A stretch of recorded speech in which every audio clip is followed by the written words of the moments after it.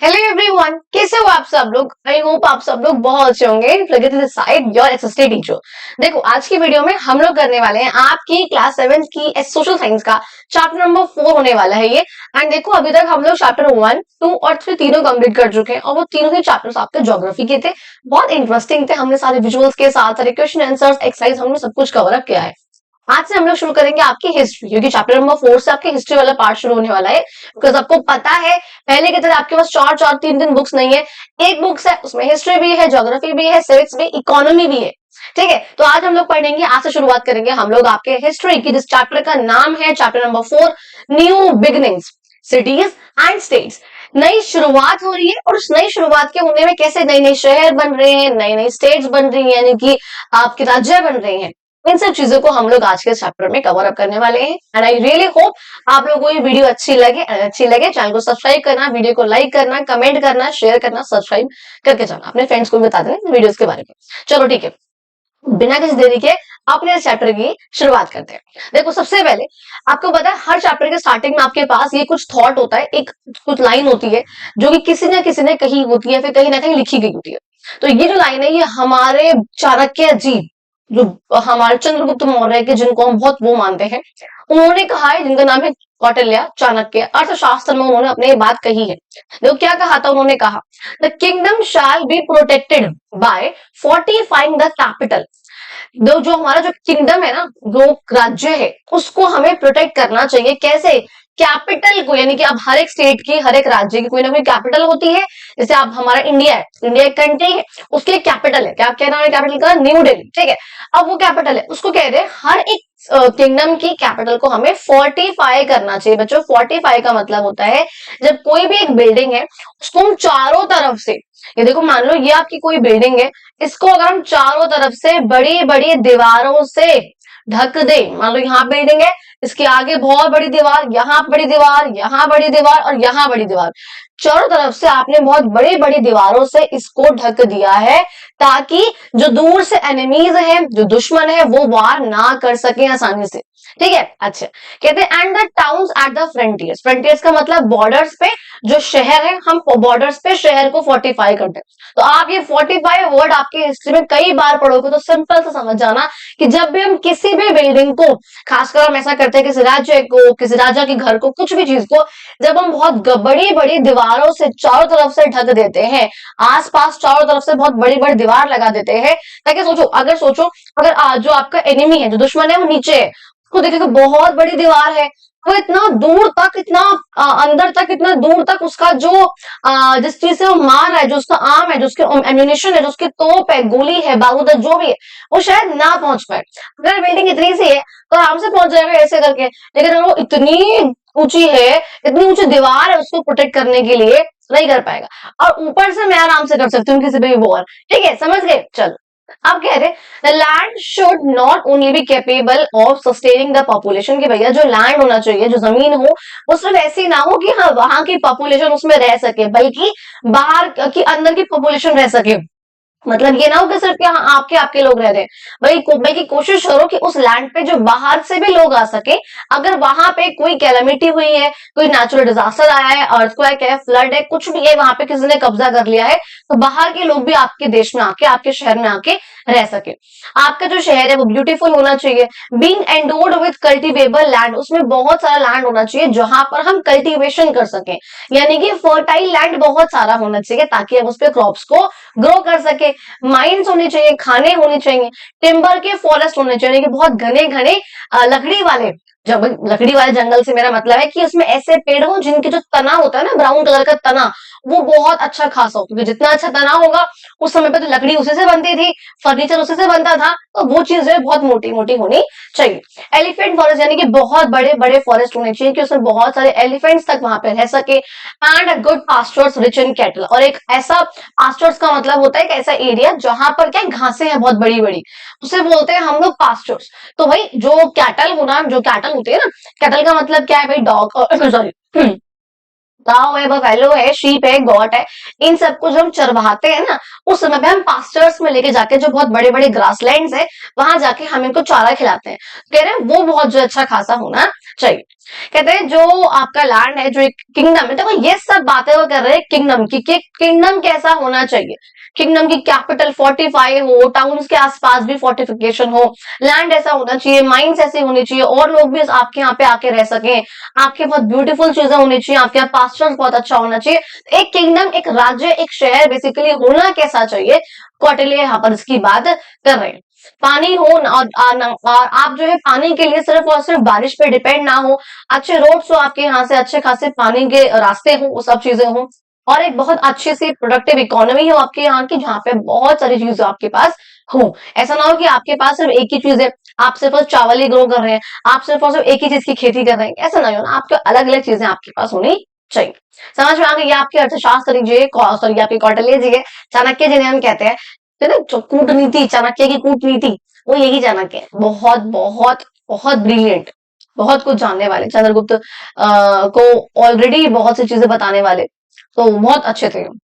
चलो अब देखो यहाँ पे जो आपके फिगर है 4.1, इसमें दिखा रखा है ruins। ruins का मतलब होता है जो बचे हुए हैं, ऑफ मतलब सब चीज खराब हो गई उसके बाद जो बचा हुआ है, of a major structure at Rajgir. Rajgir बहुत इंपॉर्टेंट है आपकी हिस्ट्री में, क्योंकि राजगृह में आपका आज का जो बिहार वाला पार्ट है, जिसमें पहले का मगध था। तो ये क्या बोल रहे हो मैम, क्या बिहार क्या मगध, आगे सब समझोगे। तो बेसिकली आपको बस ये याद रखना है कि एक महाजनपद था। आगे बढ़ेंगे, वैसे वैसे हम उस वाले पॉइंट को आगे कवर करेंगे कि किसका रिमेन्स है, ये आगे बताऊंगी आप लोगों को, जो आप यहाँ पे आगे समझ जाओगे। अब देखो शुरुआत करते हैं अपने चैप्टर की। हम लोग कहते हैं let us recall that in the early second millennium BCE. अच्छा एक बात पहले याद करो, आप लोगों ने चैप्टर सॉरी आपकी क्लास 6 में आप लोगों ने इंडस सिविलाइजेशन, हड़प्पन सिविलाइजेशन, उसका थोड़ा बहुत पार्ट आप लोगों ने पढ़ा हुआ है कि कैसे जो है इंडिया की पहली सिविलाइजेशन, पहली अर्बनाइजेशन इंडस वैली के आसपास हुई थी। जो इंडस नदी आपकी जो आपकी आपके तिब्बत से निकल के ऐसे JNK से पास होके, लद्दाख से पास होके, बलूचिस्तान से निकल के पाकिस्तान की तरफ जाती है। यहाँ पे जो है इंडिया की पहली अर्बनाइजेशन हुई थी, अलग से जो कम्युनिटीज है वो यहाँ पर फॉर्म हुई थी, याद है।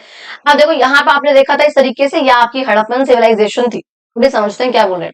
कहते हैं इसकी शुरुआत में, अच्छा एक चीज पहले यहाँ पे याद रख लो, इस बात को दिमाग में बिठा लो अपने। पहली बात है, एक होता है सेंचुरी, एक होता है मिलेनियम। सेंचुरी में आपके 100 साल होते हैं और मिलेनियम में आपके बच्चा 1000 साल होते हैं। अब यहाँ पे कह रहे हैं early second millennium BCE. Second millennium BCE का मतलब है जब मैं 2000 बीसी से लेकर के, बीसी का मतलब क्या होता है बच्चा, बिफोर क्राइस्ट, और जब ये बीसीई लिखा है इसका मतलब बिफोर क्राइस्ट एरा। ठीक है, इसका मतलब क्या है, बिफोर क्राइस्ट एरा। अच्छा अब क्या होता है, पहले एडी भी होता था एक, ठीक है, जिसे हम बोलते थे एनो डोमिनी, जो अभी हमारा चल रहा है, या आज उसको बोलते थे हम सी, यानी कि कॉमन एरा। तो ये एक्चुअली ये आपका बिफोर क्राइस्ट एरा नहीं, ये आपका बिफोर कॉमन एरा है, और ये आपका कॉमन एरा जो बात में आगे समझोगे, बता रही हूँ अभी। देखो यहाँ पर कह रहे हैं कि आपका सेकेंड मिलेनियम बीसीई यानी कि 2000 बीसी से लेकर के 1000 बीसी, 2000 बीसी से लेकर के 1001 बीसी तक का जो टाइम है, ये आपका 1000 साल, इसके मैं कह रही हूँ सेकेंड मिलेनियम बीसी। पहले एक चीज यहाँ पे समझ लो, आप लोग एक बार बता देती हूँ। अगर मान लो मैं बोल रही हूँ आज का हमारी चल रही है 21st सेंचुरी, अभी हमारी चल रही है, आपको पता है डोरेमोन कब आता है, 22nd सेंचुरी से आता है ना, तो आज से 100 साल बाद से आ रहे हो, वो तो आखिर की कहानी है। अगर अभी हमारी चल रही 21st सेंचुरी, यानी कि कौन से साल चल रहा है हमारा, हमारा इस टाइम चल रहा है बच्चा 2000 से, मैं बात करूं आपका 2099, यानी कि 2100 आने वाला है बस अभी, और हम उसकी बात करें। अगर मान लो मैं यहाँ पे लिख देती 2100, तो क्या होता, 2000 में से 2100 में से 2000 माइनस करूँ, कितना आएगा 100 साल, यानी कि 21st सेंचुरी का मतलब होता है जब मैं 2000 से लेकर के 2100 बेसिक मान के चलो, वरना आपको याद रखना है 2099, क्योंकि 100 साल होते हैं ना उसके अंदर। तो 2000 से लेकर के 2100 का टाइम पीरियड है, उसे हम बोलते हैं 21st सेंचुरी। तो जब भी आपको याद रखना है, जब भी मैं यहाँ पे लिखूं 21st सेंचुरी, यानी कि मैं बैक डेट की बात करूंगी, 2000 से 2100 की बात करूंगी। अगर मैं लिख रही हूँ भैया डोरेमोन आया 22nd सेंचुरी में, यानी कि 2100 से लेकर के मैं 2200 की बात करूंगी, समझ गए। तो ये जो 2200 है ये आपका बाद में आएगा, मैं बैक डेट की बात कर रही हूँ, 2100 से शुरुआत करके 2200 पे आ रही हूँ। लेकिन यहाँ पे देखो क्या होता है, अगर लिखा है सेकेंड मिलेनियम बीसी, यानी कि 2000 में पहले ही ले रही हूँ, आप समझ गए कि 2000 मैंने पहले ही लिया। अगर मैं सेकंड मिलेनियम आपका एडी लिखा होता, एनो डोमिनी जो बाद का होता है, आई होप आप लोगों को मुझे वो कॉन्सेप्ट आपको पता होगा कि जब भी जो आपका ये टाइमलाइन होती है उसमें यहाँ पे क्राइस्ट का बर्थ हुआ है 0 ईयर्स पे, और इसके बाद का जो भी टाइम है उसे हम बोलते हैं आज के टाइम पे कॉमन एरा, या पहले हम बोलते थे उसको एडी, एनो डोमिनी। और जो क्राइस्ट के बर्थ से पहले का टाइम है बच्चों, वो से हम बोलते हैं बिफोर कॉमन एरा, यानी कि बिफोर क्राइस्ट, बीसी। ठीक है जी। अब यहाँ पर वही चीज कह रहे हैं आपकी कि जो ये वाला टाइम था, देखो आज हमारा क्या चल रहा है, 2025 चल रहा है। तो अब आप 0 से 1, 2, 3, 4 ऐसे जितना आगे बढ़ोगे ना क्राइस्ट के बर्थ के बाद, 1000 आएगा, फिर 2000 आएगा, ऐसे 2001, 2002 करते करते 2025 आ जाएगा।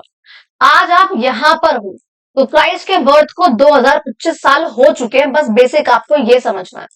और अगर मैं बोल रही हूँ कि बीसी की बात कर रही हूँ, यानी कि मैं आज से 2025 साल, तो ये हो गए पूरे पूरे, और उसमें जितना आप आगे बढ़ते जाओ आप उसमें उतना साल ऐड करते रहना। अगर मैं बोल रही हूँ 100 बीसीई, तो आप समझ जाना कि मैं आज से इसमें 100 ऐड कर दो, आज से 2125 साल पहले की बात कर रही हूँ। बस आपको ये बेसिक सी बात याद रखनी है, ये बात समझ में। अगर मैं बोल रही हूँ भैया 1000 बीसी की बात कर रही हूँ मैं, 1000 बीसी में ऐसा हुआ था, यानी कि आज से 2025 से आप यहाँ पे ऐड करना 1000, दैट मीन्स मैं 3025 साल पहले की बात कर रही हूँ।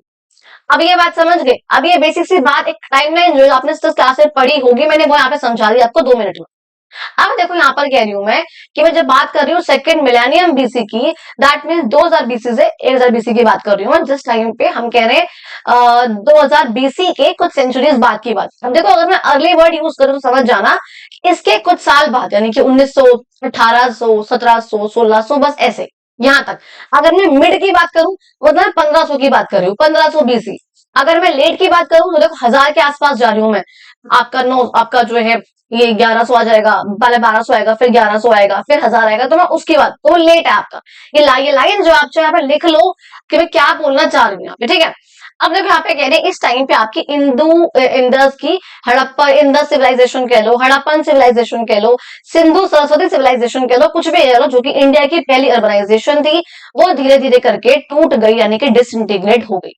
अब ये जो है आपकी क्या हो गई, टूटे लगे, वो टूटी थी, इसके बहुत सारे रीजन थे, आपको नहीं समझना है वो रीजन। कहते हैं देखो हो क्या रहा था उसके बाद, some of it cities were abundant, कई जो सिटीज थी वो खाली हो गई, बाकी सिटीज में लोग जो है वो रह रहे हैं, लेकिन पहले की तरह अर्बन लाइफस्टाइल नहीं है, अब लोगों का विलेज वाला लाइफस्टाइल हो गया है, गांव का लाइफस्टाइल हो गया है। दे हैड टू, अब उन्हें से करना पड़ा, क्योंकि since all the components of Harappan order had disappear, क्योंकि भाई अब वो लोग जो पहले हड़प्पन सिविलाइजेशन को अर्बनाइजेशन कहा गया, कोई भी जगह, कोई भी कम्युनिटी, कोई भी क्लास को हम अर्बनाइजेशन, अर्बन क्यों कहते हैं, हमारा टाउन है वो अर्बन क्यों है, क्योंकि इसमें वो सब चीजें जो गांव में नहीं होते हैं। भाई ड्रेनेज फैसिलिटी बहुत अच्छी है, टाउन्स बहुत अच्छे हैं, हर एक तरीका है, पानी निकलने का तरीका है, क्रॉप कल्टीवेशन है, मैन्युफैक्चरिंग है, हर एक चीज यहाँ पर हो रही है।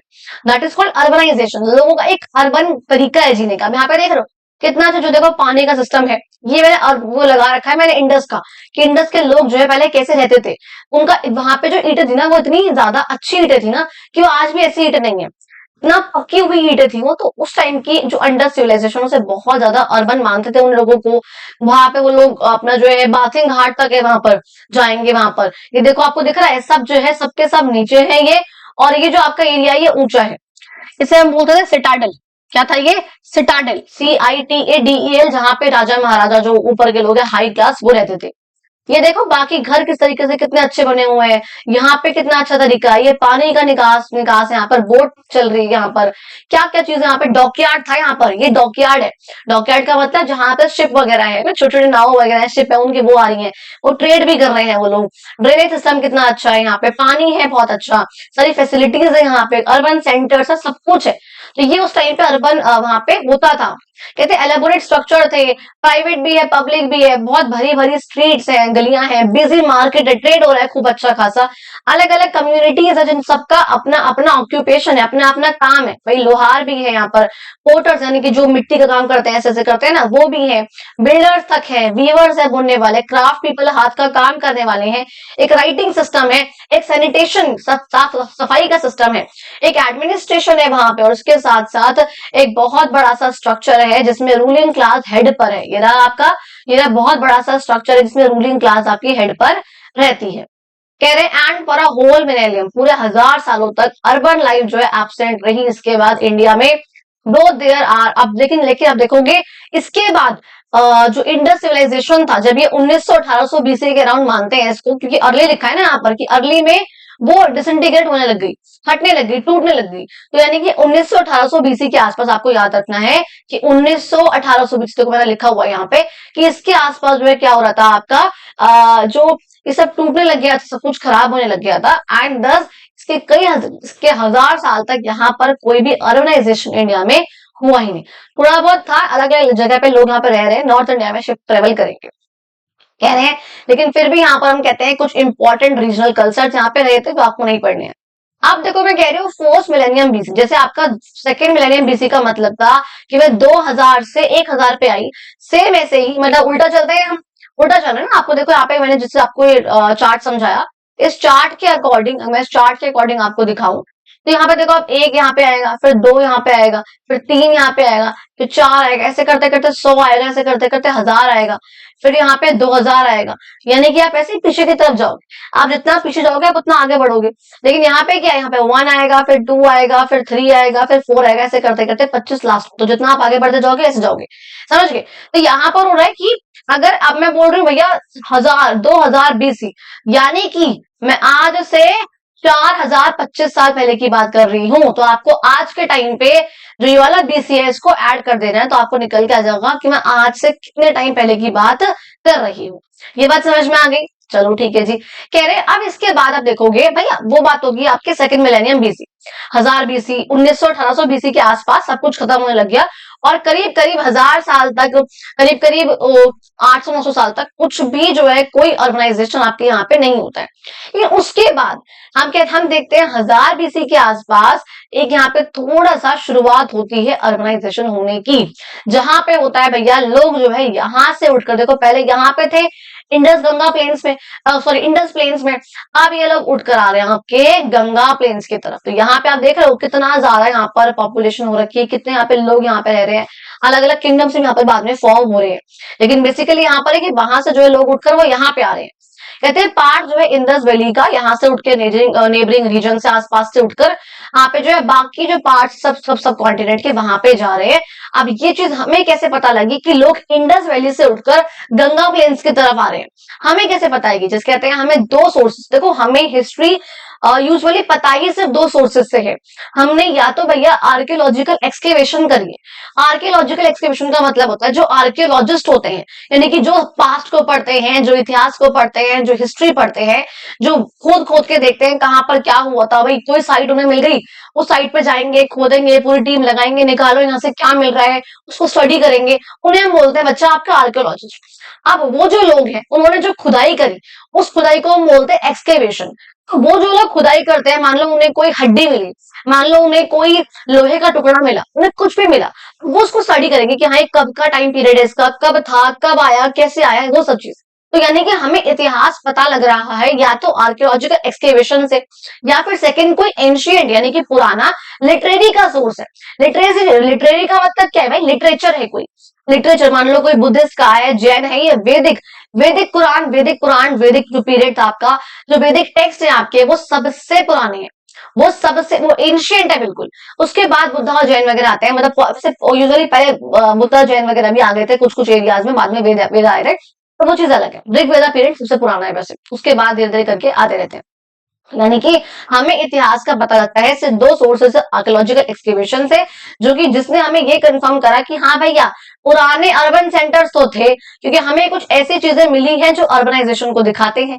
फिर कह रहे लिटरेचर भी था पुराना, जो वैदिक का, लेट टाइम का, बुद्धिस्ट का, जैन का, ये सब हमें दिखाते हैं कि हाँ उस टाइम पे नए नए अर्बन सेंटर्स बन रहे थे। आपको क्या याद रखना है? ऋग वेदा सबसे पुराना था, ये भी याद रखना। उसके बाद बुद्धा जैन वगैरह आए थे और उनके बाद नए नए और वेद वगैरह आ रहे थे।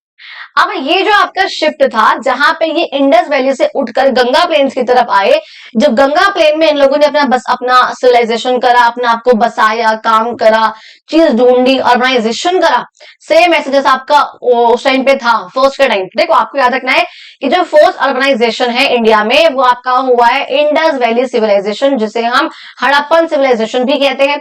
और जो सेकेंड अर्बनाइजेशन है इंडिया का वो आपका होता है यहाँ पे जब लोग आके रहते हैं गंगा प्लेन्स में। अब हालांकि इस टाइम तक काफी कुछ चेंज हो चुका है क्योंकि ऑलमोस्ट 800-900 साल का अंतर है। जब लोग इंडस वैली से गंगा में शिफ्ट हुए हैं तो कई चीज लोगों ने सीखी है, कई जगह लोग गए हैं तो कुछ चीजें उन्होंने इन्वेंट करी हैं। तो आगे आप लोग डिफरेंस भी देखोगे कि फर्स्ट में और सेकंड में डिफरेंस क्या। अभी तक आपको याद रखना है कि हाँ भाई हमारे इंडिया के 2 अर्बनाइजेशन सेंटर रहे हैं। फर्स्ट था आपका इंडस वैली सिविलाइजेशन का जो सबसे पहला था, और उसके बाद आता है आपका गंगा वाला। जब इंडस वाला खत्म हो गया 1900-1800 बीसी के आसपास, उसके बाद जो गंगा वाला शुरू हुआ था 800-900 साल बाद। ठीक है जी। अब देखो बात कर रहे हैं हम जनपद एंड महाजनपद। बहुत बहुत बहुत इंपॉर्टेंट है। जनपद और महाजनपद होता क्या है? अब देखो कह रहे हैं towards the end of second millennium BC. भाई एंड की बात कर रही हूं मैं। सेकंड मिलेनियम बीसी क्या था? 2000 से लेकर के 1000 तक का टाइम था।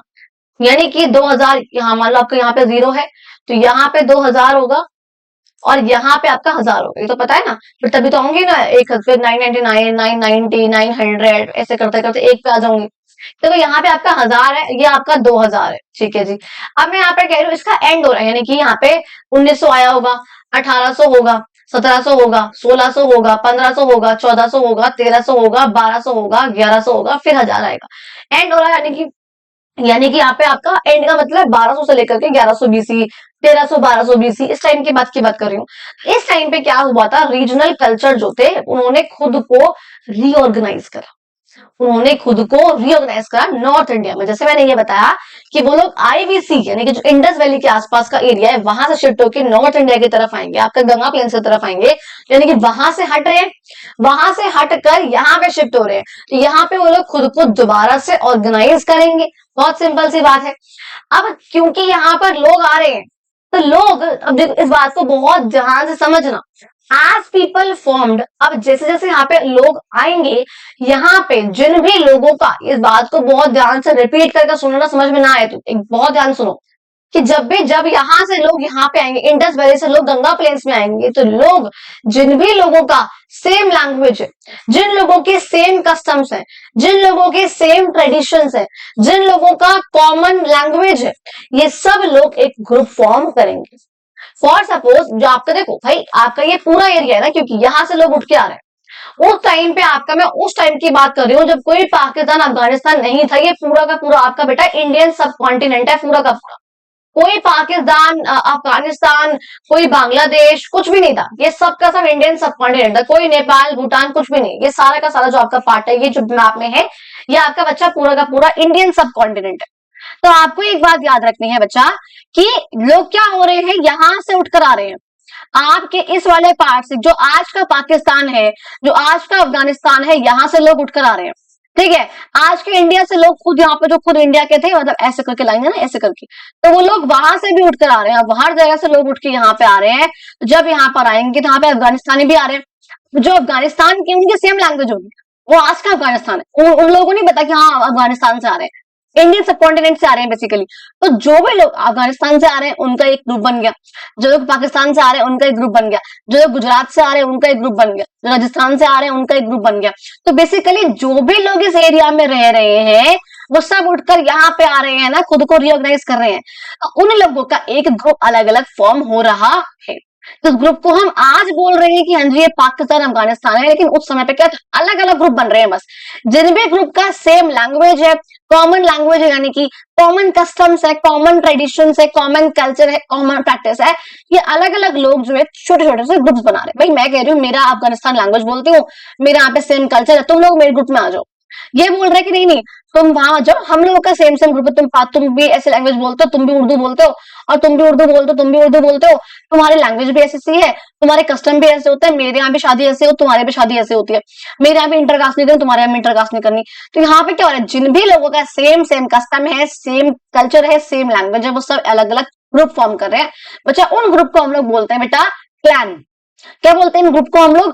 Clan, CLAN, clan. ये बात समझ में आई। तो ये यहाँ पर आ रहे हैं। और अब देखो, अब हर एक जो आपका मैं कह रही हूं जो ग्रुप है वो एक जगह में रह रहा है, एक जगह में रह रहा है। उस जगह को, उस टेरिटरी को हम लोग बोलते हैं बच्चा जनपद। भाई वहां से उठ के ये लोग यहाँ पे आए, तो यहाँ पे जहां पे रह रहे हैं उस एरिया को हम लोग बोलेंगे एक पर्टिकुलर ग्रुप का, वो है जनपद। बात को प्लीज बहुत कान खोल कर सुनना। इंडस वैली से वो लोग गंगा प्लेन्स में उठकर आ रहे हैं, इन गंगा वैली, गंगा प्लेन्स में जहां पर रह रहे हैं, जो अलग अलग ग्रुप्स का, अलग अलग क्लैंस का वो बन रहा है। तो हर एक ग्रुप जिस एरिया में रह रहा है वो उस ग्रुप का, उस का क्लैन का क्या है, वो जनपद है। जनपद का मतलब होता है जन यानी कि लोग, और पद का मतलब होता है पैर। तो यहाँ पे जहां पे लोगों ने कदम रखे उसे हमने सिंपली बोला है जनपद। जनपद कोई इंसान नहीं है, जनपद कोई लॉ नहीं है, जनपद कुछ नहीं। जनपद सिंपल सा एक एरिया है जहां पे ये लोग आके रह रहे हैं। जिस पर्टिकुलर ग्रुप का वो एरिया है उसने, वो उसका जनपद है बस। तो जनपद क्या है, टेरिटरी है, जनपद एक एरिया है बस। एक छोटा सा ग्रुप है, ग्रुप जहां पे रह रहा है, वो क्लैन जहां पे रह रहा है, वो जगह है, वो एरिया है आपका जनपद। ये बात प्लीज बहुत अच्छे से समझ लेना। अब देखो यहाँ पर हो रहा है आपका, ये बात समझ चुके हो आप लोग, ये आपको समझा चुकी हूँ ऑलरेडी कि 21st सेंचुरी एडी यानी कि 2000 से लेकर के 299 की बात कर रही हूँ। अगर मैं बोलूं 21st सेंचुरी बीसी यानी कि मैं 2100 से लेकर के 2001 की बात कर रही हूँ। प्लीज अगर आप लोगों को ये बात समझ में भी नहीं आ रही, उसको याद रख लेना क्योंकि बहुत इंपॉर्टेंट है आपकी हिस्ट्री में। बहुत सिंपल है, कुछ नहीं है ऐसा। तो जैसे आप बोल रहे हो 21वीं सदी है, 2000 से लेकर के आप 2100 की बात कर रहे हो। लेकिन अगर आप बोल रहे हो 2100, मैं 21st सेंचुरी बीसी की बात कर रही हूँ, 2100 को पहले लो और 2000 को बाद में ले लो। जैसे आपने 21 सेंचुरी एडी में आपने 21 को बाद में लिया और एक 100 माइनस करके सेंचुरी है, तो आपने 100 को माइनस करके वो पहले लिखा, 2000 शुरुआत करी।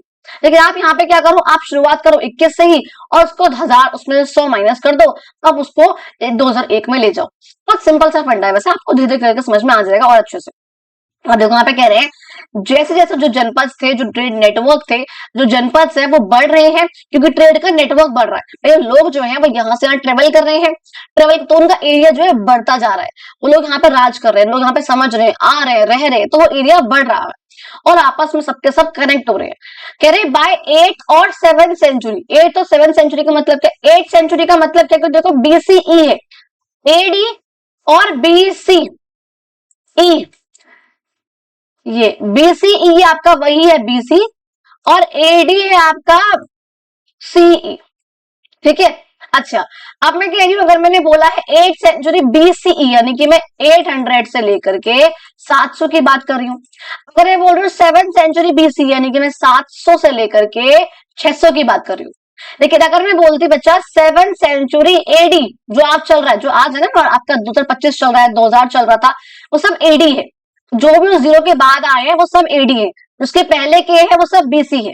अच्छा अगर मैं बोल रही हूँ 7 सेंचुरी एडी यानी कि मैं 600 से लेकर के 700 की बात करूंगी ईयर की एडी में। लेकिन अगर बीसी है तो मैं 700 600 की बात करूंगी क्योंकि मैं जाऊंगी पीछे की तरफ।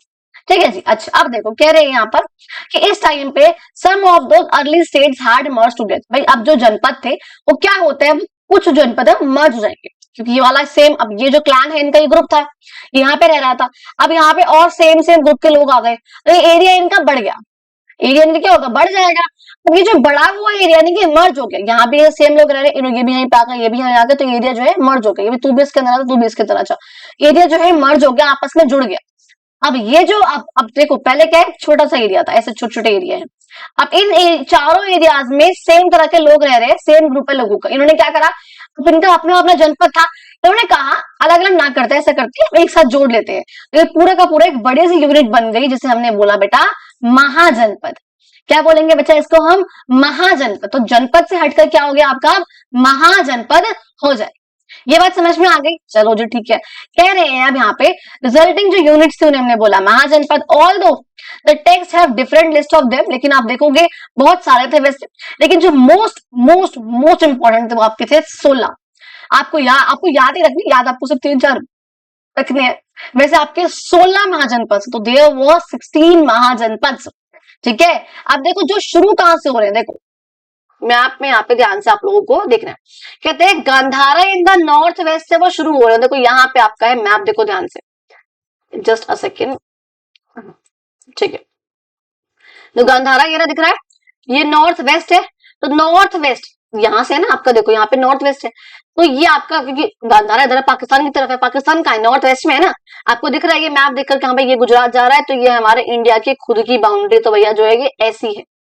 ठीक है, समझ रहे क्या बोलना चाह रही हूँ? तो बोल रही हूँ नॉर्थ वेस्ट में आपका गांधारा है। कहते हैं टू अंगा इन द ईस्ट, यहाँ पे देखो अंगा कहाँ है, ईस्ट में ये रहा जी, जो आज का बांग्लादेश वाला पार्ट है ऑलमोस्ट, वहां पे आपका अंगा है। कहते हैं टू कहते हैं अश्मका इन सेंट्रल इंडिया। अब देखो सेंट्रल इंडिया यानी कि बीच के इंडिया में आपका अश्मका कहाँ है, देखो ये रहा आपका अश्मका, इसे बोला गया बच्चा आपका सेंट्रल इंडिया। फिर कह रहे हैं जो कि गोदावरी नदी के पास है, देखिए ये जब गोदावरी नदी इसके पास है।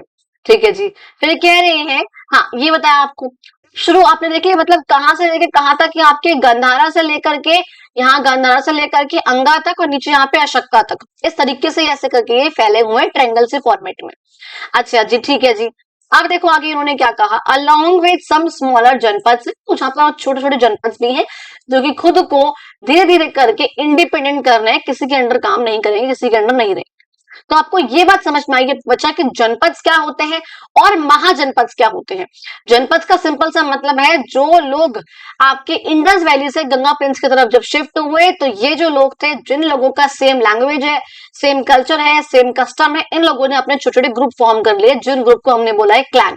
अब जहां पर ये ग्रुप रह रहे हैं वो है उनके जनपद, वो टेरिटरी, वो एरिया उनका है जनपद। अब जो सेम सेम ग्रुप के भाई, एक यहाँ पे था, एक यहाँ पे था, एक यहाँ पे था, एक यहाँ पे था, इन लोगों ने क्या करा, हम सेम है, हम आपस में मर्ज हो जाते हैं, मर्ज हो गए, ये आपका फॉर्म हो गया एक बहुत बड़ा सा यूनिट जिसे हमने कहा महाजनपद। और ऐसे करके आपके 16 महाजनपद बन चुके हैं, इंपॉर्टेंट है जो कि। अब ये जो आपको दिखा रखा है जिसकी मैं बात कर रही थी, ये क्या है बच्चों, देखो कहा गया है कि राजगृह जो मगध है ना, मगध सबसे इंपॉर्टेंट महाजनपद है उन सब में से, जो कि बिहार में, एक बार देख लो, अभी दिखाती हूँ कहां पर है। वो था जिसकी कैपिटल थी आपकी राजगृह, बाद में उसकी कैपिटल हो गई पाटलिपुत्र, वो चेंज हो गई थी। ये जब यहां से जब ये खराब हो गया ना, वो स्ट्रक्चर जो भी यहाँ पर था, जब वो बर्बाद हो गया, खराब हो गया, तो उसके कुछ रिमेन्स, कुछ रिव्यूज दिखा रखा है कि हाँ बाद में एरिया कैसा हो गया था। वो झाड़ सा है, कुछ भी नहीं है यहाँ पे, लेकिन पहले ये बहुत बड़ा था, बहुत अच्छा था, मोस्ट इंपॉर्टेंट था। अच्छा एक बार आपको मैं कह रही हूँ कि आपको मैं दिखाती हूँ कि मगध कहाँ है। ऑल दो आपके नीचे वाले मैप में भी आपको दिख जाएगा, बट मैं स्टिल एक बार आपको यहाँ पर भी दिखा दूं कि मगध कहाँ है। ये देखिए, ये रहा आपका मगध, दिखा मगध, ये आज के बिहार में है, आज के बिहार में है आपका ये मगध। समझ में आ गई ये वाली बात? ठीक है जी, ये रहा आपका मगध जी, ये रहा, बहुत इंपॉर्टेंट था, ये कैपिटल इसकी पाटलिपुत्र रहेगी। चलो जी आगे बात करते हैं। अब देखो आपसे पूछ रहे हैं बच्चों कि भाई ऐसा क्यों हुआ कि जो महाजनपद थे वो गंगा प्लेन्स में ही आए, क्यों आए? गंगा प्लेन्स है, हम नाम से हमको पता है, ज्योग्राफी में हमने पढ़ा है, क्योंकि वो प्लेन्स है, एग्रीकल्चर होगा, फर्टाइल होंगे, यहाँ पे गंगा रिवर फ्लो कर रही है ना, तो आसपास जो है सैंड सिल्ट सेडिमेंट फ्लो करेगी, यहाँ पे डिपोजिट करेगी, एलुवियल प्लेन बनाएगी, एलुवियल सॉइल होगी, बहुत फर्टाइल होगी, पॉपुलेशन बहुत ज्यादा होगी, एग्रीकल्चर बहुत अच्छा होगा। इस सब आप लोगों ने ज्योग्राफी में पढ़ा हुआ है, नहीं पढ़ा है डिस्क्रिप्शन बॉक्स पे लिंक है सारा ये चैप्टर्स का, जाके प्लीज उनको देख लो एक बार। आप लोग उनको बहुत पसंद कर रहे हो, thank you so much by heart. कह रहे हैं देखो, और नोटिस करो कि भाई बहुत सारे जो महाजनपद है वो गंगा प्लेन्स में है। क्यों है ऐसा? क्योंकि हमको पता है इन फर्टाइल, इन उपजाऊ गंगा प्लेन्स में एग्रीकल्चर की ग्रोथ बहुत अच्छी है। अब आप देखोगे माउंटेन और हिल्स वगैरह में से ना, उनके नीचे से ना आपको आयरन ओर मिलेगा धीरे धीरे करके। ये आयरन ओर जो है ना, आयरन का नाम कहीं पर भी आपने आईवीसी में नहीं पढ़ा होगा। आईवीसी का मतलब जो इंडस वैली सिविलाइजेशन थी, जिसे हमने फर्स्ट अर्बनाइजेशन बोला है, वहां पे आप हड़प्पन सिविलाइजेशन में, वहां पे आपने आयरन का नाम कहीं नहीं पढ़ा होगा, क्योंकि उस टाइम तक आयरन था ही नहीं हमारी कंट्री में। हाँ आपने पढ़ा होगा कॉपर, आपने पढ़ा होगा ब्रॉन्ज, ये दो नाम आपने 6th क्लास में पढ़े होंगे। लेकिन सेकेंड अर्बनाइजेशन में जो गंगा प्लेन्स में हो रही है, यहाँ पे आयरन का इस्तेमाल होगा, जिससे ये और ज्यादा इंपॉर्टेंट हो जाएगी, और इससे क्या होगा, नए नए ट्रेड के नेटवर्क भी आपके बच्चा बन जाएंगे। समझ में आ गई? चलो जी, अब देखो यहाँ पर कह रहे हैं एक्सप्लोर करने के लिए कि आपको जो बहुत पावरफुल जो स्टेट्स है ना चारों में, मतलब जो महाजनपद है 16 महाजनपद से आपके, इनमें से जो सबसे ज्यादा पावरफुल है वो ये 4 हैं। और देखो सबसे पहले नाम लिखा है मगध का, आपको बताना है, मैप में देख के इन सबकी कैपिटल बतानी है और आज की कौन कौन सी सिटीज में रह रहे हैं आप लोग इस बारे में विचार भी कर सकते हो, क्योंकि देखो मगध की कैपिटल पूछ रहे हैं तो वो आपकी है पाटलिपुत्र। कहते हैं कौशल की है श्रवस्ती, वत्सा की है कौशाम्बी और अवंती की है उज्जैन। एक बार देखो यहाँ पे आपको मैप दिखा रखा है, आप यहाँ पे देख सकते हो कि जो बड़े वाला नाम लिखा है कैपिटल से, ये खुद आपका महाजनपद है, और ये जो ऐसे वो लिखा है और रनिंग हैंड में लिखा हो ये इसकी कैपिटल है। तो सेम है, देखो यहाँ पे मगध की यहाँ पे राजगृह है, तो आप चाहो तो वहां पे राजगृह लिख सकते हो, चाहो तो यहाँ पे पाटलिपुत्र लिख सकते हो। राजगृह है। कौशल की आपसे पूछिए तो वो श्रवस्ती है। वत्स की आपसे पूछे तो देखो बच्चा वो कौशाम्बी है। अवंती की पूछिए आपसे तो वो उज्जैन है। चेड़ी की पूछे तो वो त्रिपुरी है। आपके शुरू सेना की पूछे तो वो आपका मथुरा है। पांचाल की पूछे तो वो अच्छी छतरा है। ठीक है, इस तरीके से। और मल्ला की पूछे तो वो कुशीनरा है। ब्रज की वैशाली है, ब्रजी यानी कि बाजी, आगे पढ़ोगे आप। चंगा की चंपा है। इस तरीके से आपकी जो है ये आप बहुत सारी महाजनपद से उनकी कैपिटल दिखा रखी है। आपसे बोला हुआ है जो आपने क्लास 6 में फिगर 5.4 पे आपने भारत का मैप देखा होगा, आप देख लो कि उसमें कौन कौन से थे, यहाँ पर भी है। आप देखोगे उसमें गांधारा उसमें भी था, गांधारा इसमें भी है। मतलब कह रहे हैं जो आपने फिगर 5.4 में एक मैप आपने देखा था, उस मैप में आप देखो कि कौन कौन से उसके अंदर जो एरियाज है वो इस वाले महाजनपद वाले एरिया में भी है। तो आप देखोगे कि उसमें गांधारा है, इसमें भी गांधारा है। आप देखोगे उसमें अश्मका है, इसमें भी अश्मका है। उसमें मगध है, इसमें भी मगध है। तो कुछ ऐसे एरियाज हैं जो वहां पर भी थे, वहां पर भी है। सिंपल सा, इसमें कुछ नहीं है ऐसा। आगे देखो, कह रहे हैं यहाँ पे द मैप 4.3, देखो ये रहा आपका 4.3 मैप। इसमें महाजनपद भी है और इनकी कैपिटल्स भी है। कह रहे हैं मोस्ट वर लार्ज वेल फोर्टिफाइड सिटीज, क्योंकि चाणक्य ने बोला था भैया कि जो किंगडम्स हैं उनकी कैपिटल्स उनको फोर्टिफाई करो, आसपास बड़ी बड़ी चारों तरफ दीवारें लगा दो ताकि एनिमीज से बच सके। तो वो है अच्छी खासी फोर्टिफिकेशन, बहुत अच्छा है सिटीज के आसपास। कहते हैं with a moat running outside the fortification as a further defence. तो आपने एक तो डिफेंस के तौर पे खुद को बचाने के लिए आपने बड़ी बड़ी दीवारें लगवा दी ताकि जो एनिमी नीचे खड़ा है वो ऊपर तक इतना निशाना नहीं लगा पाएगा। और साथ साथ आपने डिफेंस का एक और सिस्टम करने के लिए आपने बनवा दिया मोट। मोट का मतलब देखो क्या होता है, आप एक सेकेंड, जस्ट अ सेकेंड, ये देखो मोट आपको यहाँ दिख रहा है पिक्चर में। ये आपने क्या करा भैया, एक तो आपने यहाँ फोर्टिफिकेशन लगवा दिया, बड़ी बड़ी चारों तरफ आपने दीवारें लगवा दी, एक तो ये हो गया। साथ साथ आपने क्या करा, आपने अपने आसपास बना दिया ये बहुत चौड़ा सा, पानी से उस एरिया को चौड़ा सा आपने गड्ढा करा, बेसिकली छोटा सा आपने गड्ढा करा चौड़ा सा, और आपने अपने चारों तरफ दीवारों के बाद आपने पानी भी ऐसे करके लगवा दिया। आपने क्या करा, पानी भी ऐसे करके। अच्छा आपने लंका देखी है, किसी मूवी में आई हो या रामायण में देखिए लंका, उसमें क्या होता है, आगे दीवार है बहुत बड़ी बड़ी और आगे पानी भी है, आगे पानी भी है। दैट इज कॉल्ड मूट। कि जब आपने अपने ये चारों तरफ पानी भी, पानी के एक बहुत बड़ा चौड़ा सा एरिया जो है पानी का बनवा दिया, उसे आप बोलोगे मोट। तो कह रहे हैं एक डीप सा गहरा सा वाइड डिच है, गड्ढा टाइप का आपने करा अपने फोर्ट के आसपास या फोर्टिफाइड सिटी के आसपास, आपका जो फोर्टिफिकेशन है, और आपने उसको पानी से ऐसे भर दिया। तो आपने चारों तरफ वो करा, उसे हमने बोला है बच्चों मोट। अच्छा जी ठीक है। कह रहे often the gateways through the rampart walls. Rampart का मतलब होता है जो बड़ी बड़ी फोर्टिफाइड वॉल्स होती हैं, तो जो दरवाजे हैं वहां के, आपने क्या करा है उन दरवाजों को पतला रखा है ताकि आप देख सको कि हाँ कौन जा रहा है। भाई दीवार चौड़ी होगी तो यहाँ पे साइड साइड से लोग निकल जाएंगे, लेकिन अगर जो गेट है वो पतला होगा, गेट अगर चौड़ा है तो यहाँ से भी लोग निकल गए, यहाँ से भी आपको पता ही नहीं चला, आपकी आंख लग गई, कुछ भी हुआ, आप बात कर रहे हो कुछ भी कर रहे हो, ठीक है। लेकिन यहाँ वॉर हो गया तो वॉर के टाइम पे यहाँ पे लोग जो है निकल गए, आपने उनका जो कंट्रोल नहीं कर पाया आप उनको। लेकिन अगर पतला गेट बनवाया है तो आपको दिख रहा, आपने ऐसे रोक लिया, अब जाकर दिखाओ कौन जाएगा, समझ गए। अगर गेट चौड़ा है तो आपके हाथों को भी क्रॉस कर रहे हैं, नहीं कर पाओगे। गेट पतला होगा तो आप आराम से कंट्रोल कर लोगे कि कौन जा रहा है, कौन शहर से बाहर आ रहा है, कौन शहर के बाहर जा रहा है। ठीक है जी। कह रहे हैं it is fascinating to note that most of the ancient capitals continue to be live cities today. Modern cities are often 2500 years old. कहते हैं आज भी ये बहुत फैसिनेटिंग है, बहुत अच्छी, बहुत अद्भुत बात है कि उस टाइम पे सिटीज थी वो आज भी है, यानी कि वो जो सिटीज है वो 2500 साल पुरानी है, उससे भी ज्यादा है वैसे तो, ठीक है।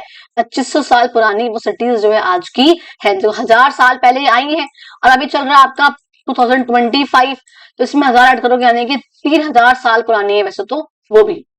अब देखो बात करते हैं बच्चा हम यहाँ पे आपका अर्ली डेमोक्रेटिक ट्रेडिशन। अब उस टाइम पे डेमोक्रेसी थी, मोनार्की थी, क्या था। डेमोक्रेसी का मतलब क्या होता है, जहां पे आपने अपने राजा को स्वयं चुना है, इलेक्शन कर रहे हैं आपने, जैसे आप लोगों के पेरेंट्स जाते हैं इलेक्शन के लिए वोट वगैरह डालने, किसी भी स्कूल में, ऑफिस, गवर्नमेंट बिल्डिंग में, कहीं पर भी, तो आपने जहां पर अपने राजा को, अपने रूलर को, अपने रिप्रेजेंटेटिव्स को आपने खुद चुना है, तो वो आपका डेमोक्रेसी। लेकिन अगर आपके यहाँ राजा है, राजा का शासन है, राजा का ये, राजा का वो, सब कुछ राजा का चल रहा है, वो आपको होता है बच्चा मोनार्की। क्या होता है बच्चा? मोनार्की। अब देखो कह रहे हैं जो हर एक जनपद है ना, अब हमें ये देखेंगे कि जनपद में, महाजनपद में मोनार्की थी कि डेमोक्रेसी थी। कहते हैं देखो जो हर एक जनपद है उसमें एक असेंबली यानी कि एक काउंसिल होती थी, जिसे या तो आप सभा कह लो या आप उसको समिति कह लो, कुछ भी कह लो, जहां पे जो भी क्लैन के लोग हैं, जो बड़े बड़े लोग हैं, वो सब आते थे और वो डिस्कशन करते थे। ठीक है जी। रिमेंबर करो from the chapter on India cultural root, जो आपने क्लास 6 में पढ़ा होगा, उस चैप्टर में आपने सभा और समिति वहां पर भी पढ़े होंगे, जो वेद में थे, जो कि सबसे पुराना, मैंने बोला ऋग्वेद जो है सबसे पुराने हैं, एंशिएंट टेक्स्ट है इंडिया के। कहते हैं we may assume that most of the members जो हैं, हम ये मान सकते हैं कि जो क्लैन में, जो ग्रुप में ज्यादा मेंबर्स हैं, जो वहां बैठ रहे हैं डिसीजन लेने के लिए, वो एल्डर हैं, बड़े बड़े लोग हैं।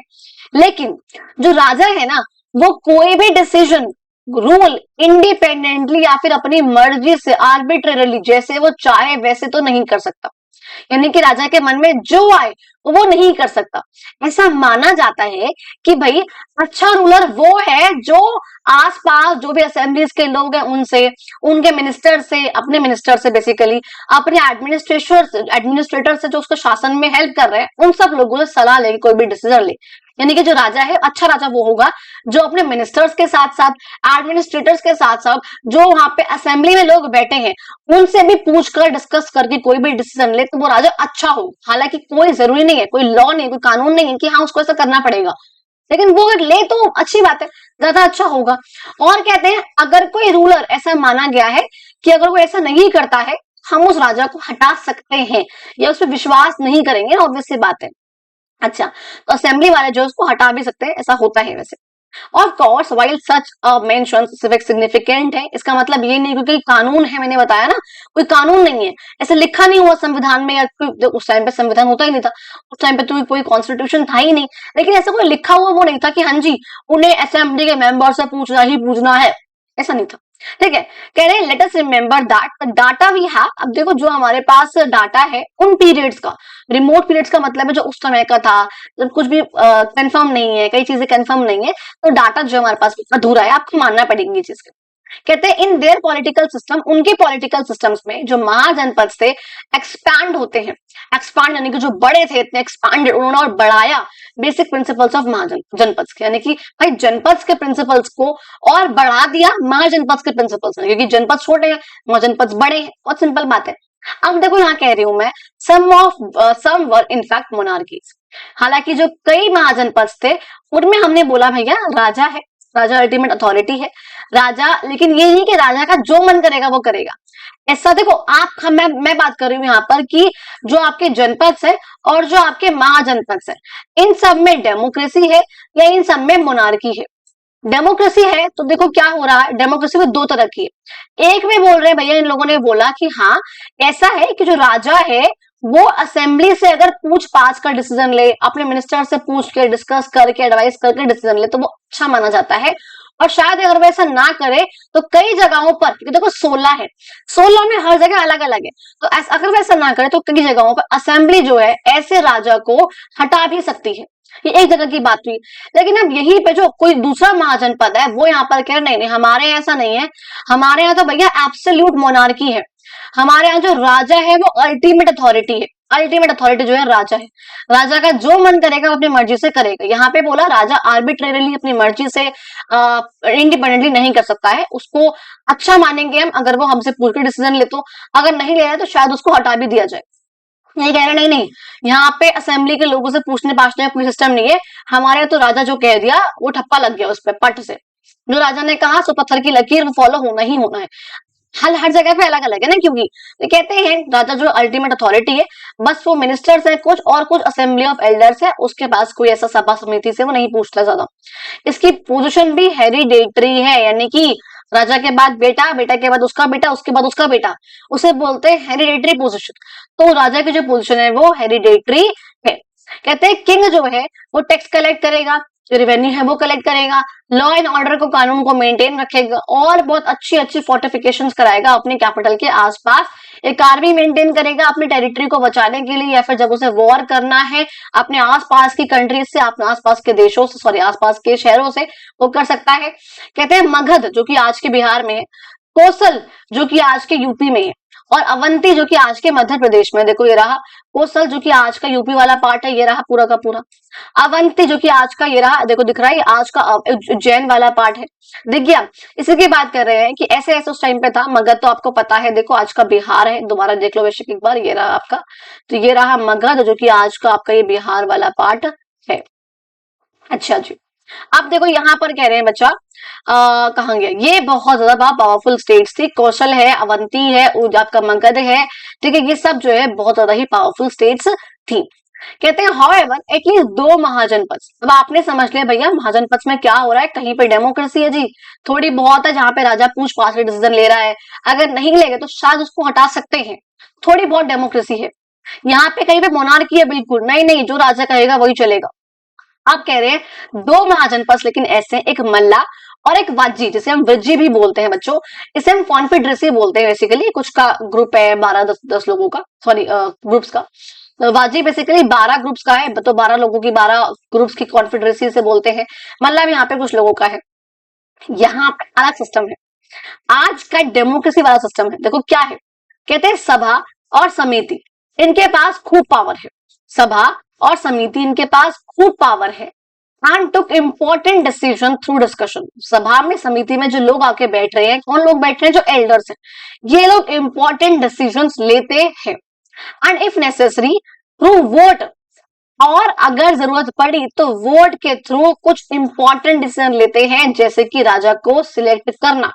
यानी कि अगर जरूरत लगे, भाई वैसे तो इंपॉर्टेंट डिसीजन कौन ले रहे हैं, सभा समिति खुद ले रही है मिलकर, क्योंकि ठीक है ये सिर्फ 2 महाजनपद है ऐसे, वाजी और आपका मल्ला। ये आपसे पूछ सकते हैं एमसीक्यू में कि कौन से 2 ऐसे महाजनपद हैं जहां पर आपका लोग वोटिंग के थ्रू अपने राजा को चुनते हैं, ठीक है, तो वो वाजी और मल्ला है।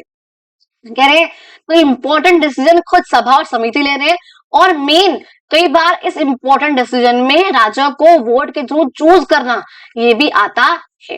तो कहते हैं ऐसे महाजनपद जिन्हें हम गण कहते हैं, गणा मत कहना, इसको एक गण है, या संघ कहते हैं, या संघ कहते हैं, क्योंकि एक साथ संघ मिलकर ये लोग रह रहे हैं, तो इन्होंने गण और संघ कहा है। तो ऐसे महाजनपद जिन्हें हम गण या संघ कहते हैं, ये मोनार्कीज नहीं है, ये मोनार्कीज नहीं है।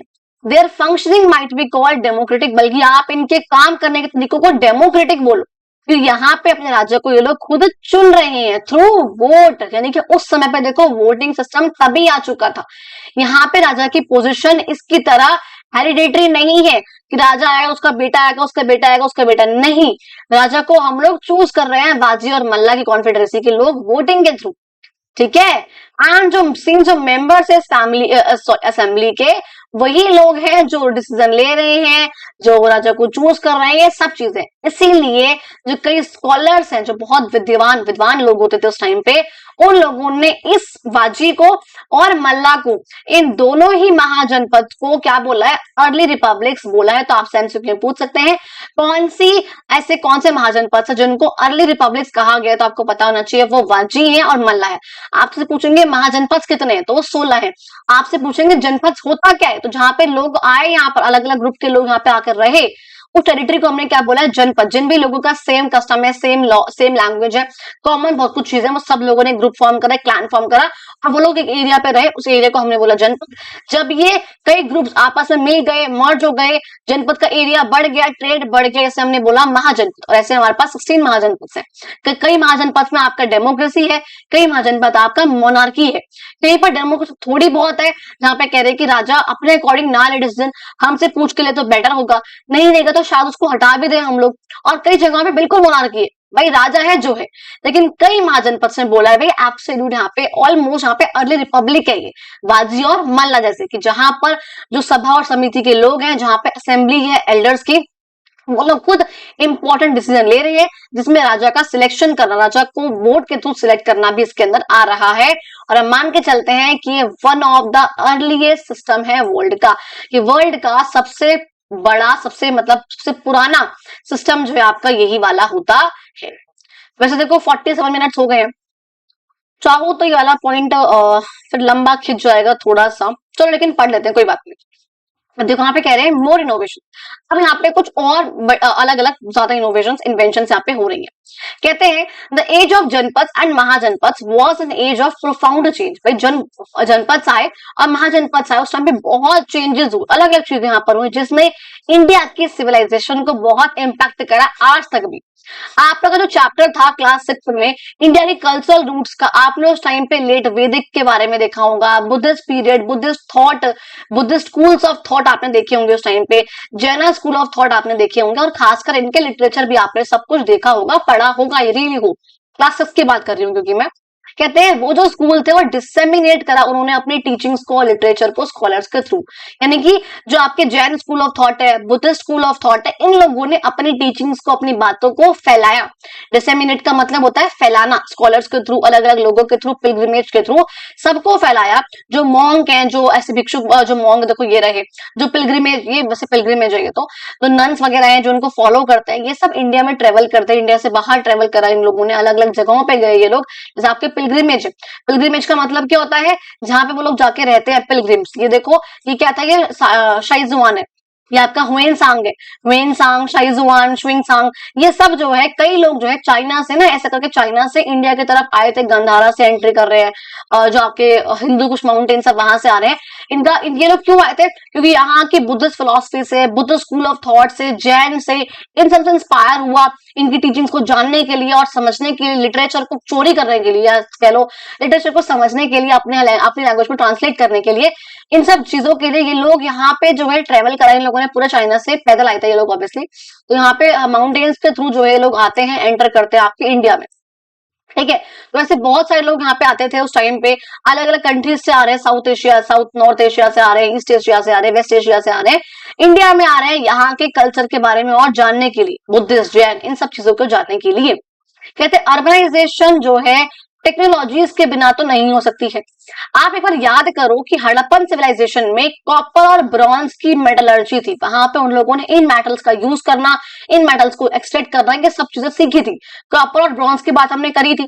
लेकिन कह रहे सेकेंड अर्बनाइजेशन जो हमारी हो रही है गंगा प्लेन्स में, फर्स्ट कहां पर हुई है आपकी, इंडस वैली में, इंडस वैली सिविलाइजेशन जिसे हम बोलते हैं, हड़प्पन सिविलाइजेशन, वहां पे कहते हैं सेकंड में जो है मेजर शिफ्ट होता है, एक टेक्नोलॉजी में शिफ्ट हुआ है कि कॉपर ब्रॉन्ज से वो लोग हटकर अब आयरन की तरफ आए, क्योंकि उन लोगों को आयरन के ओर मिले हैं।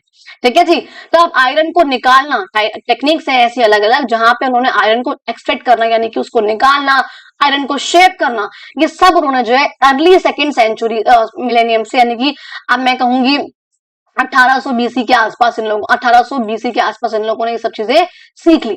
अब अगर मैं बोल रही हूँ 1820, यानी कि आज मान लो हमारा चल रहा है 2025, आज से मैं कितने साल पहले की बात कर रही हूँ, मैं कर रही हूँ आज से 3800 साल पहले, करीब करीब सबकी बात कर रही हूँ, जब हमारे यहाँ पे लोगों ने, जो लोग गंगा प्लेन्स में रहने आए थे, उन लोगों ने हिमालयन की नीचे जो फुटहिल्स होती है ना, उसके नीचे वाला पार्ट होता है, वहां से आयरन ओर को निकालना, यानी कि उसको एक्सट्रैक्ट करना, उसका यूज करना, उसकी प्रॉपर मेटलर्जी, मेटलर्जी का मतलब ही होता है जब हम किसी भी ओर को, आयरन को, किसी भी मेटल को बेसिकली निकालना, उसका यूज करना, उसको शेप करना, हम ये सब चीजें सीख जाए।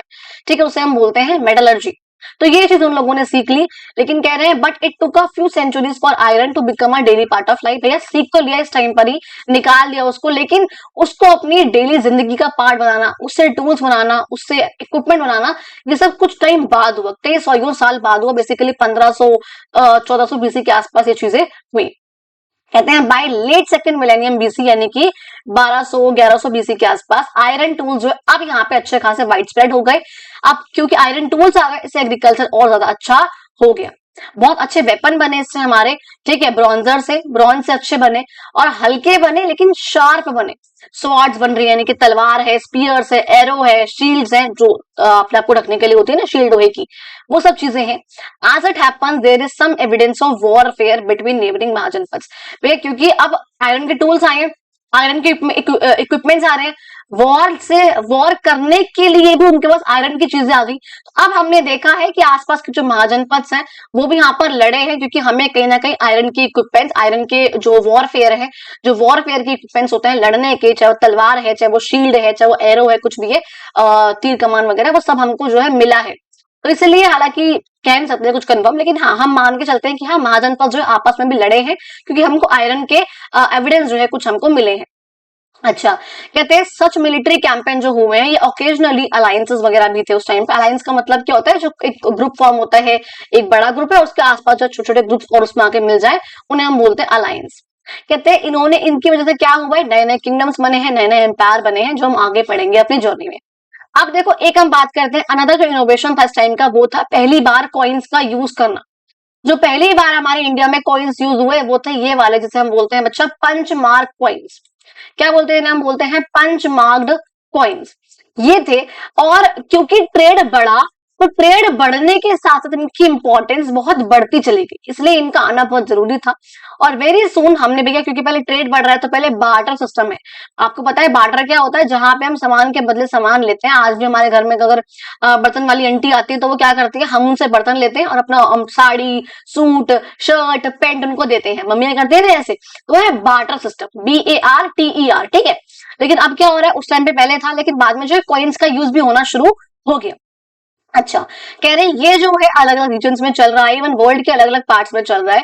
और यहाँ पे हम कह रहे हैं जो फर्स्ट इंडियन कॉइन्स थे वो आपके सिल्वर के बने थे, बहुत इंपॉर्टेंट है, प्लीज इस बात को याद रखना। जो पहले आपके कॉइन्स थे वो सबसे पहले आपके सिल्वर के बने थे। फर्स्ट इंडियन कॉइन्स किसके थे, वो सिल्वर के बने थे। सिल्वर क्या एक सॉफ्ट मेटल है, जिसको मेटल है, हमने ऐसे उसको पंच करा किसी मशीन के थ्रू, किसी भी स्टैम्प है, स्टैम्प के थ्रू सब, हाँ बहुत सॉफ्ट है क्योंकि हल्का सॉफ्ट सा मेटल है वो। तो हमने क्या लिया, एक स्टैम्प लिया, हमने उसको ऐसे पट करा उस पे, तो छप गया उस पे, तो क्या पंच करा हमने तो वो मार्क आ गया उस पे, सिंपल है। तो कह रहे हैं इसलिए हमने उस पर पंच करा तो उस पर मार्क आ गया, इसलिए हमने इन कॉइन्स को बोला पंच मार्क्ड कॉइन्स। बाद में जो कॉपर के कॉइन्स आते हैं, फिर गोल्ड के आते हैं, बाद में आयरन वगैरह की भी अलग अलग कॉइन्स आएंगे, बहुत बाद में आएंगे वो। लेकिन सबसे पहले कौन सा है, सिल्वर के आए, नाम क्या है उनका, पंच मार्क्ड कॉइन्स। और कैसे पंच मार्क कॉइन्स बने, सिल्वर सॉफ्ट मेटल है, हमने स्टैम्प से पंच करा, किसी भी स्टैम्प पे हमने कुछ बना रखा है, उससे स्टैम्प कर दिया, उस पर पंच करा तो मार्क आ गया उस पर, तो वो हो गए पंच मार्क कॉइन्स। जनरली जो महाजनपद है वो आप, हर एक महाजनपद, हर एक एरिया है, हर एक एरिया का अपना अलग अलग राजा है, क्योंकि हमने देखा ना 16 महाजनपद है, सबका अलग अलग राजा है, सबने अपने अपने अलग अलग कॉइन्स जो है वो इशू कर रखे हैं। लेकिन जब हम ट्रेड करते हैं तो हम आसपास को अपने अपने कॉइन्स का एक्सचेंज करते रहते हैं। That was it. अब लास्ट पॉइंट एक बार देख लेते हैं, लेट्स एक्सप्लोर। जो हमने पढ़ा है अभी तक फर्स्ट सेकंड अर्बनाइजेशन का, इनके बीच में डिफरेंस हमें देखना है, कहां पर क्या था और कहां पर क्या नहीं था। गंगा प्लेन्स में क्या हुआ है भाई, जो फर्स्ट अर्बनाइजेशन है वो हमारा हुआ है इंडस प्लेन्स में। ये गंगा प्लेन्स में नहीं हुआ तो आप क्रॉस कर दो इसको, सेकंड वाला गंगा प्लेन्स में ही हुआ है। फर्स्ट वाले मोनास्ट्रीज थी, जहां पे जो मॉन्क है, जो नन है, वो आके रह रहे हैं, पूजा कर रहे हैं, रिलीजियस चीजें कर रहे हैं, वो था नहीं था। सेकंड वाले में बिल्कुल था। थर्ड वाले लिटरेचर था, देखो लिटरेचर उस टाइम पे बहुत कम था, बहुत कम था। उस टाइम पे आप देख रहे हो एक्सकेवेशन ज्यादा था, हमने खुदाई करके ज्यादा हमें चीजें मिली है तो हमें पता लगा है। लिटरेचर नहीं मिला है हमें उस समय का जो हमें पता लग सके, हमें तो खुदाई करके एक साइट मिली है जहां पे हमने देखा अच्छा ऐसा कुछ होता था। जो मैं आपको फर्स्ट पिक्चर दिखाई थी कि यहाँ पे ड्रेनेज सिस्टम ऐसा है, सिटाडेल वगैरह है, तो वो क्या हमने खुदाई करी, एक्सकेवेशन करा है, तो वो था। लेकिन लिटरेचर नहीं था। लेकिन सेकंड वाले में लिटरेचर भी था। ट्रेड जो है, लेकिन देखो हमने कहा था कि हड़प्पन में भी ट्रेड तो हो रहा था, तो ट्रेड तो देखो यहाँ भी था, ट्रेड यहाँ भी है। वॉरफेयर हमने कहा कि शायद से उस टाइम पर भी थोड़ा बहुत वॉर तो हुआ था, थोड़ा बहुत के लिए मैंने छोटा सा टिक करा है, इसलिए छोटा वाला टिक है। यहाँ पे तो वॉर हुआ ही था। कॉपर या ब्रॉन्ज की बात करूं, हाँ जी बिल्कुल था। फर्स्ट वाले में तो कॉपर ब्रॉन्ज ही था, और सेकंड वाले में कॉपर ब्रॉन्ज का यूज हमने बंद नहीं करा था, थोड़ा था, लेकिन आयरन का यूज देखो बढ़ गया था। यहाँ पे देखो आयरन का यूज यहाँ पर बढ़ गया था, क्योंकि यहाँ पर तो आयरन बिल्कुल था ही नहीं फर्स्ट वाली में, तब तक इन्वेंट ही नहीं हुआ था ना। समझ में आ गया। ये आपका हुआ पार्ट नंबर 1। सेकंड पार्ट में हम लोग आपका इसका चैप्टर पूरा का पूरा कंप्लीट कर देंगे। देखो मैं इसकी बात कर रही हूँ कि वहां पे ट्रेड खूब अच्छा खासा था, हमने देखा है, सिटाडेल वगैरह भी हमने यहाँ पे देख लिया था। And I hope, really I hope कि आप लोग को वीडियो समझ में आई हो, आपको वीडियो अच्छी लगी हो। अगर अच्छी लगी तो प्लीज चैनल को सब्सक्राइब करना, वीडियो को लाइक करना, कमेंट करना, शेयर करना, अपने फ्रेंड्स को बताना, एंड ऐसे आप लोग इन वीडियोस को देखते रहो। मैं आज की वीडियो भी अपलोड हो रही है कॉन्टिन्यूअसली, चैप्टर पार्ट 1 आ चुका है, एक्सरसाइज 1.1 आ चुकी है आपकी, जाओ आप लोग उसको भी बहुत सारा प्यार दिखाओ। थैंक यू सो मच, मिलते हैं अपनी अगली वीडियो।